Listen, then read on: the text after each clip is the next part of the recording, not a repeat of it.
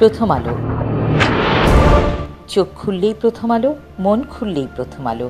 প্রথম আলো উত্তর আমেরিকা শুধু একটা সংবাদপত্রই নয়, তার চেয়েও কিছু বেশি, অনেক বেশি কোলাহলের বহু জনমিশ্রণের এ দেশে প্রথম আলো তথ্য দেয়, সৌহার্দ্য সম্প্রীতির কথা বলে, সুনাগরিক হওয়ার অগ্রযাত্রায় সঙ্গী হয়।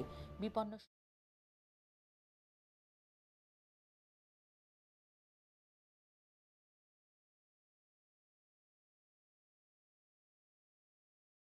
কথা বলি, আমরা নিজেদের সমস্যা নিয়ে কথা বলি, আমরা নিজেরা ভালোভাবে থাকার চেষ্টা করি।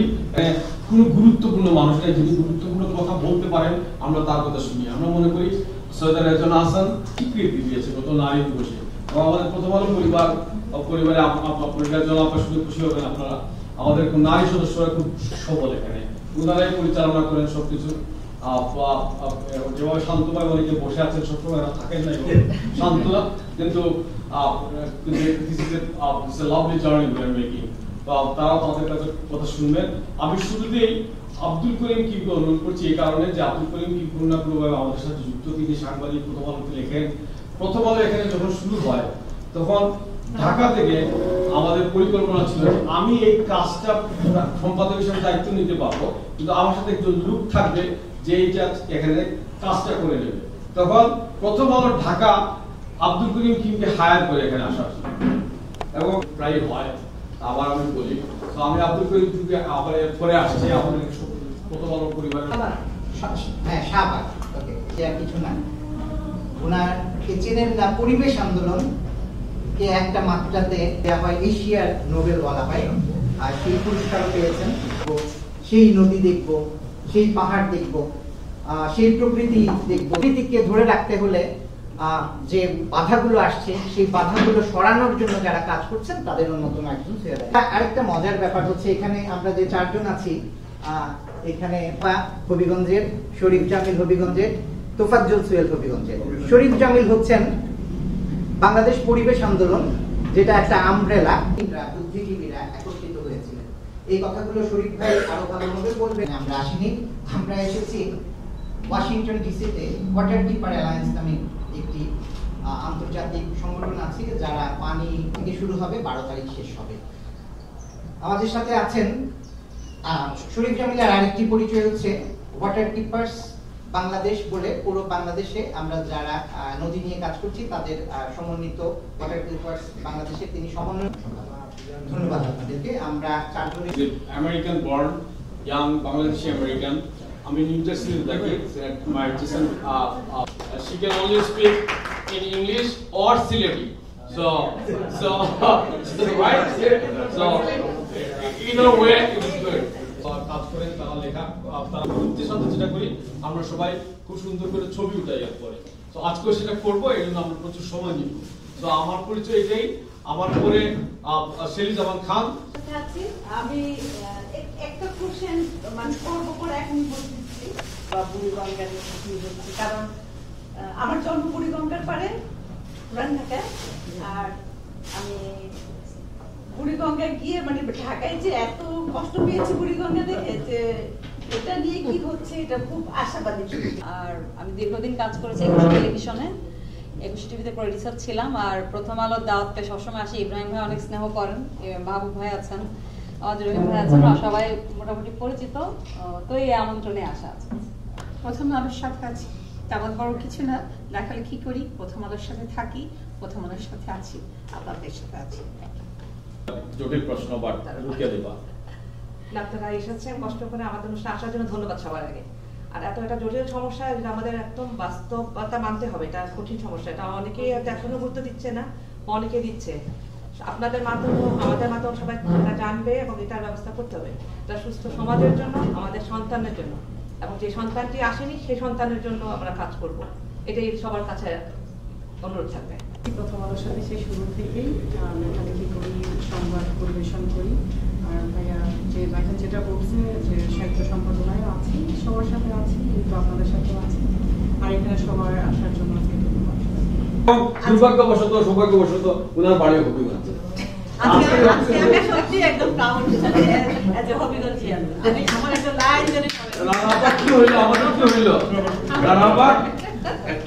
আজকে আমি আসলে প্রাউড। আর রিজওয়ানা আপার জন্য আমি মানে ব্যক্তিগতভাবে আমি ভীষণ উচ্ছ্বাসিত, আজকে থেকে না, সেটা অনেক আগে থেকেই। আপনি একসময় অনেক বলতেন, আমরা জানি আপনাকে কিভাবে থামিয়ে দেওয়া হয়েছে, সেই শুরু থেকে আমি সব জানি। তো থেমে গেছেন, আবার বলছেনও। কিছুদিন আগে আপনার মাঠ দখলের ব্যাপারটা নিয়ে আপনাকে আমি বেশ মানে অভিনন্দন জানাই এটার জন্য। আপনি এভাবে না দাঁড়ালে হতো বা এই মাঠটাতে কিছু একটা হয়েও যেত। যে খোয়াইবার আমি ছোটবেলায় দেখেছি নৌকা চলতে, সেই খোয়াই এখন হেঁটে হেঁটে পার হওয়া যায়। ভিতর থেকে আমার কান্না চলে আসে যে কেন আমাদের খোয়াই এভাবে চলে যাবে। শুধু যে বাড়িঘর উঠেছে তা না, তারা এখন আমাদের আত্মীয় স্বজনের বাড়ি উদ্যান দিয়ে যায়, কিন্তু আমরা কিছু বলতে পারি না।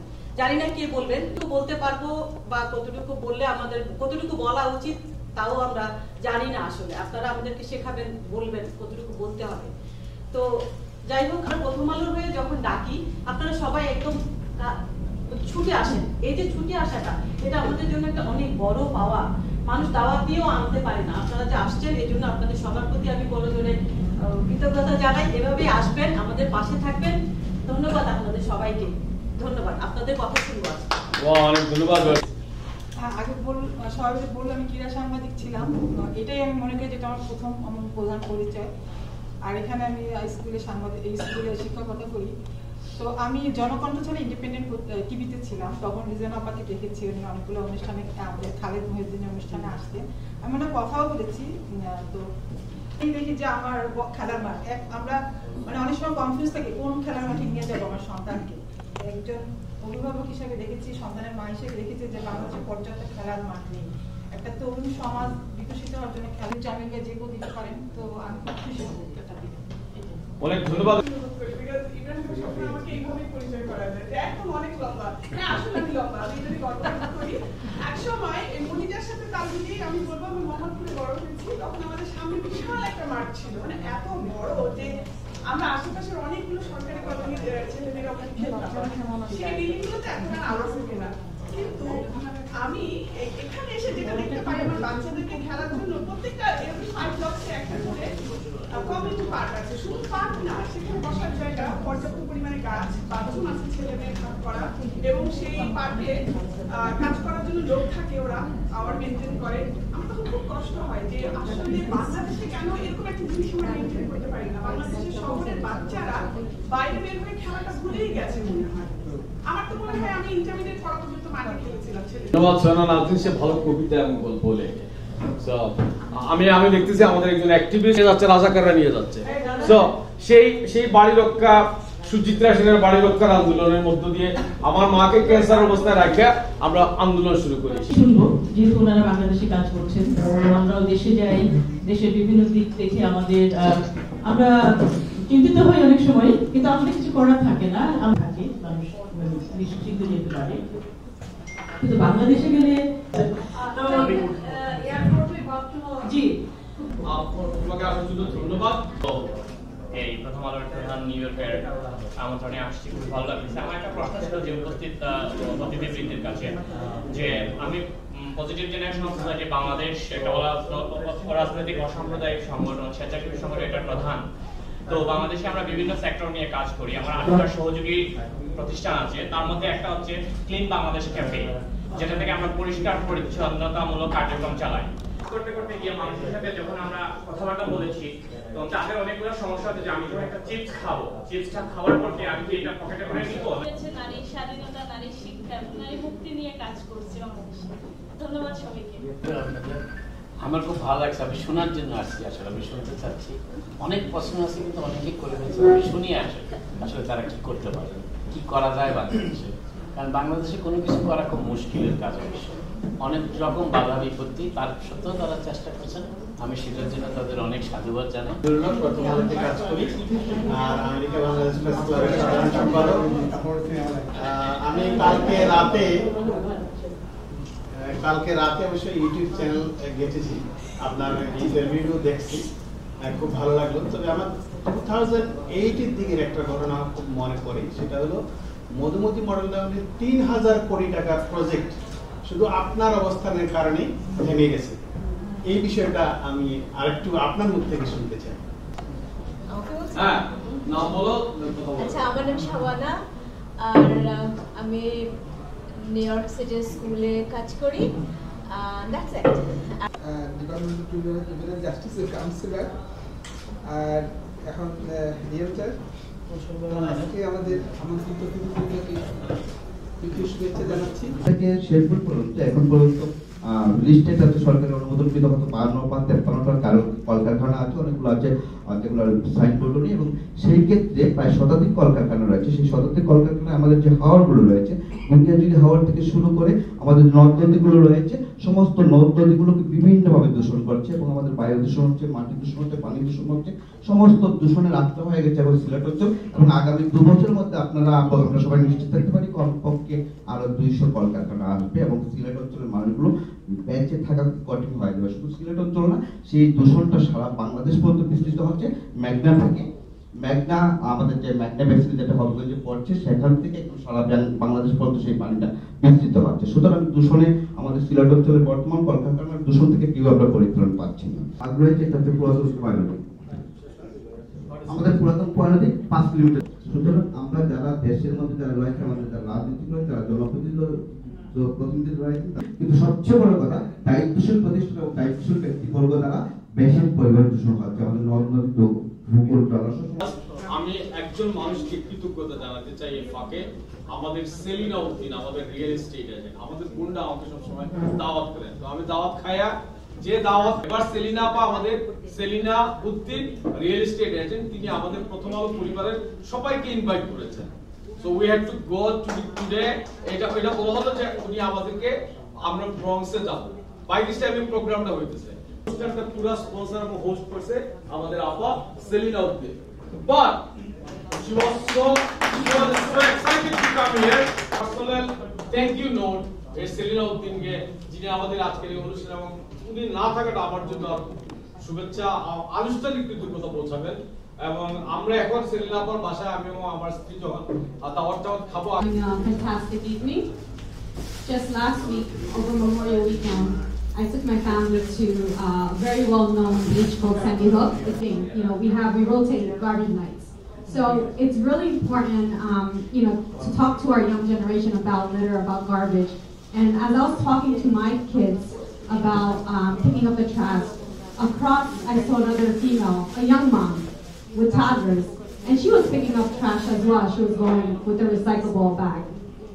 The reason why I'm bringing this topic up is climate change is real. We can all see it. We can all feel. It's very important to make sure you have that discussion with your kids about what's happening in the world. I'm very honored, as you should be, to be here today to meet Sister Saida Rizwan Hassan. For all the work that she's been doing in Bangladesh. I Googled you, so if you see 1,000 likes, it's probably for me coming in. So we are extremely proud of you. We need more leaders like you. I know to be here, so very honored to be here. And I wanted to give you something on behalf of Franklin Township. Wow.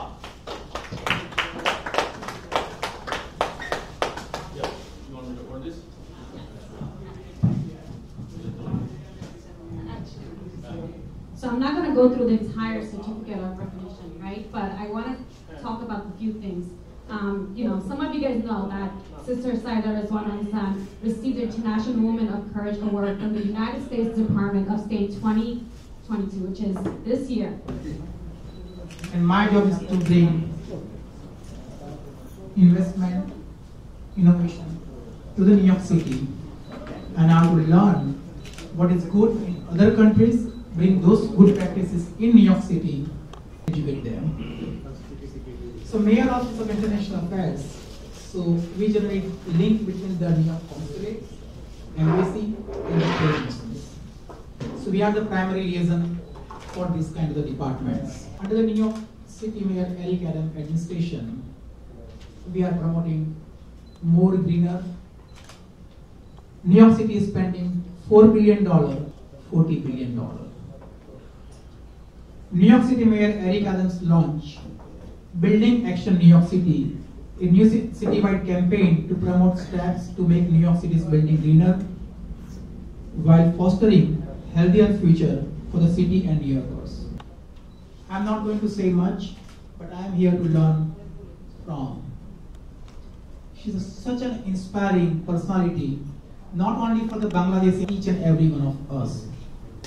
She was named awarded from the Time magazine as a hero of the year. So I'm here to listen from her, but on behalf of the New York City Mayor Eric Adam, I would like to welcome you to the New York City Councilwoman. Thank you for coming to New York City, and Mr. Chaudhary, and each and every one of the media personnel. You can make a big impact because you have the tool. Media is the big instrument. So whatever she says, if you can give like half page or every week to educate something about how to promote greener economy, I think that will make more sense. So again, thank you. Thank you, Mr. Chauhan. Just want to know, just cover some please take a video. Yeah. There we go. পরিধি বিস্তৃত হচ্ছে এবং বিভিন্ন বিষয়ে আমরা কাজ এগিয়ে নিয়ে যাচ্ছি। আপনাদের যে প্রশ্নগুলো ছিল আমি সেই প্রশ্নগুলোর দিকে যাব। দুইটা কথা শুধু, প্রায় 50টির মতো দেশ আছে, সেই 50টির অধিক, মানে 55টি দেশ ক্লাইমেট ভালনারেবল ফোরামের সদস্য এবং বাংলাদেশ সেটা নেতৃত্ব দিচ্ছে। কিন্তু বাংলাদেশ হচ্ছে জলবায়ু পরিবর্তনজনিত ঝুঁকিতে থাকা বিশ্বের যত দেশগুলি রয়েছে তার মধ্যে বাংলাদেশ অন্যতম ঝুঁকিতে রয়েছে। ইতিমধ্যে এসেছে, এটার দিকে দিকে আমরা দেখতে পাই যারা পরিবেশ আন্দোলন করি এবং যারা খুব কেয়ারফুলি যারা সমাজ বিশ্লেষণ করেন তারা এটা দেখতে পাবেন। আপনারা যারা সিলেটের আছেন আপনারা জানেন ওইখানকার ইন্ডাস্ট্রিয়াল পলিউশনের কারণে বড় বড় আন্দোলন হচ্ছে, হাজার হাজার মানুষ রাস্তায় নেমে আসছে, ফসলের মাঠে ফসল হচ্ছে না, সামাজিক নানা রকম অস্থিরতা দেখা দিচ্ছে। আমাদের দেশে নেতৃত্বের সংকট থাকার কারণে এই সমস্ত বিষয় এখনো সেইভাবে সবার সামনে প্রতিবাদ হয় নাই। কিন্তু বিভিন্ন জায়গায় যে সমস্ত জায়গায় মানুষ ঐক্যবদ্ধ হতে পারছে সেই সমস্ত জায়গায় তাদের পরিবেশ সমস্যাগুলি সামনে নিয়ে আসার জন্য যে ভয়াবহ চিত্র উঠে আসছে সেটা আগামী দিনে আমাদের দেশে শুধুমাত্র যে মানবিক বিপর্যয় বা অর্থনৈতিক বিপর্যয় আমরা তা নয়, এটা ব্যাপক সামাজিক অস্থিরতারও তৈরি করবে বলে আমরা মনে করি। ইনফ্লুয়েন্স করেন, কাজে আপনারা একটু কেয়ারফুলি এটা একটু দেখবেন যে আপনাদের এলাকা ফেলছে এবং এটা এইভাবে যদি চলতে থাকে তাহলে আমাদের দেশের ভবিষ্যতে অনেক বড় সমস্যা থাকে। গত 10 বছরে প্রতি বছর 7 লক্ষ মানুষ নির্বাচিত হয়ে ঢাকায় আসেন। তবে এটা এই পরিসংখ্যানটা অনেকদিন আগে থেকেই চলে আসছে, এটা নতুন করে আবার জরিপ করা প্রয়োজন। বিভিন্ন জায়গায় ডেভেলপমেন্ট ইনডিউস রিসেটেলমেন্ট হচ্ছে, কারণ আমাদের দেশের পরিবেশকে বা আমাদের যে নদ নদী এবং জলাশয়গুলি সহ বনাঞ্চলকে যেভাবে ব্যবস্থাপনা করছি সেই ব্যবস্থাপনার কারণেও এই সমস্ত যে সমস্ত কারণগুলি উল্লেখ করা হয় তার পিছনে তাদের অবদান রয়েছে।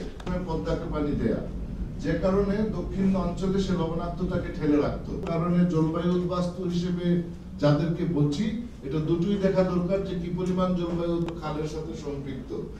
সীমানা পিলার ভুলভাবে দেওয়ার কারণে সমস্ত খাল নষ্ট হয়ে গিয়েছে, বুড়িগঙ্গার সমস্ত ফ্লাড প্লেন দখলদারদের কাছে দিয়ে দেওয়া হয়েছে, বুড়িগঙ্গার ফোরশোরের মধ্যে সীমানা পিলার দেওয়া হয়েছে বলে বিআইডব্লিউটি এর চেয়ারম্যান সাহেব মিডিয়াতে বলেছেন, যেটা আইনগতভাবে এবং আমাদের নদীর যে বাস্তবতা সেই অনুযায়ী নদীকে খুন করে ফেলার যথেষ্ট সন্দেহ রয়েছে, কারণ বুড়িগঙ্গা এখন আর নদী নাই, এটা একটা সরু খালে পরিণত হয়েছে।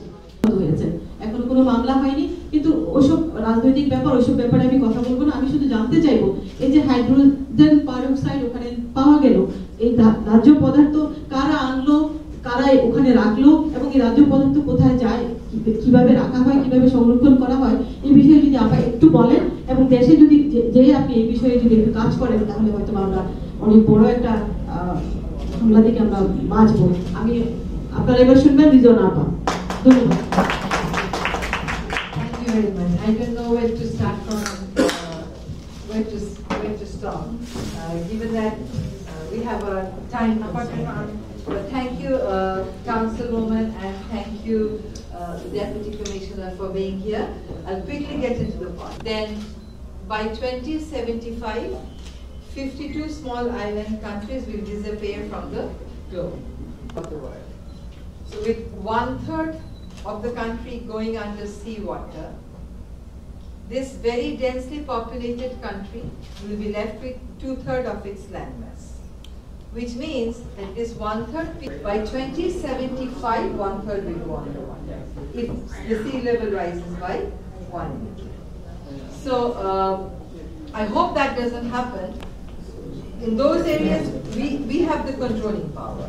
So far, climate change is concerned, if mitigation, the mission of rivers, and wherever we go, we are given the best quality of salmon fishes, but that does not satisfy us for too long, because we have the second largest sweetwater fishery of the world. Because our fishery is very diverse. When 1/3 goes underwater, it is exactly the opposite rule that we have to follow. We will be invading into the rivers, which means that we will lose the freshwater rivers, we'll lose the fishery, and people will lose access to potable water. It's a very, very, very serious problem. With rise in temperature, the disease pattern will change. Bangladesh has most of its employment in the informal sector. These people will actually lose their employment. So this will be a very serious existential crisis for the country. With environmental pollution, Bangladesh loses 1 to 3% of its GDP. With corruption, Bangladesh loses yearly 2 to 3% of its GDP. So if we don't take environment into consideration, our scope for adapting with the nature will actually be further limited. So there is this whole thing of nature-based solution. There are some opposition to it, because by telling us to go for nature-based solution, the Western countries probably are trying to evade their responsibility to go for mitigation. That should not happen.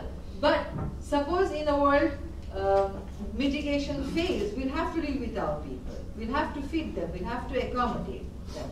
So it would rather be in our interest that we protect our environment, not only for this generation, but also for the future generation, who will face the worst consequences of climate change.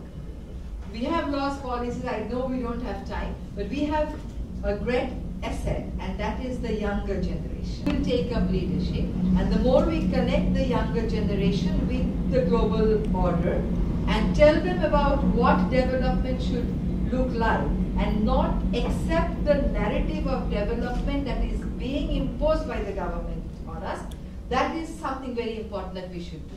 I mean, we should not be telling our children that having a car, having a house, having 4 ACs in your apartment would mean that you're a developed person. Development is something very different. It's important for us to start talking about sustainable development, both here in New York as well as in Bangladesh, so that they learn to question